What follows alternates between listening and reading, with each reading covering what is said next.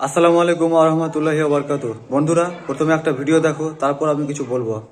মেয়ে দেখতে গেলে কি হয়, কইবো চা পানি হয়ে গেল, মেয়েটাকে নিয়ে এসো।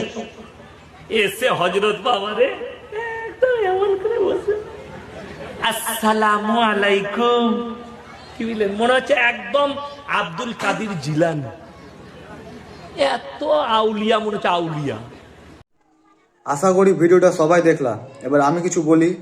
এর নাম হচ্ছে ইয়াসিন। এই ওয়াহাবি আলে হাদিস দেওবন্দিদের মৌলবি, যাই হোক, আমি রেসপেক্ট করি। তো কথা হচ্ছে, আমার একটা প্রশ্ন, যে কথায় কথায় এই কোনো টপিক নিয়ে আলোচনা করছিল, বিয়ের টপিক নিয়ে আলোচনা করছিল কোনো মাহফিলে।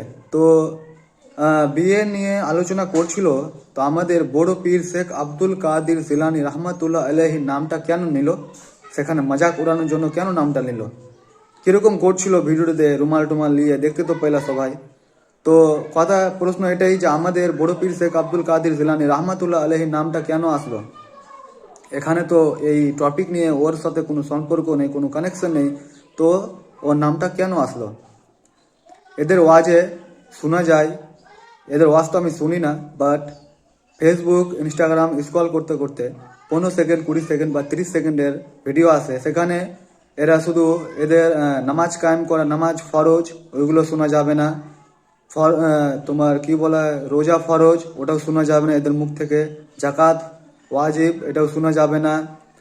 সুদ খাওয়া হারাম, মদ্যপান করা হারাম, এগুলো শোনা যাবে না। শোনা যাবে কি, নবীকে মানা যাবে না, ফাতিহা খাওয়া যাবে না, দুয়া করা জায়েজ নয়, ইটিসি ইটিসি, এগুলো শোনা যাবে। বাট প্রশ্ন, এরা ঝামেলা লাগাবে, ঝামেলা লাগানো কথায় বলে এদের তাই সংসার চলে। এরা ঝামেলা লাগায় আর এদের সংসার চলে, এভাবেই সংসারটা চলে। বাট এরকম কতদিন চলবে?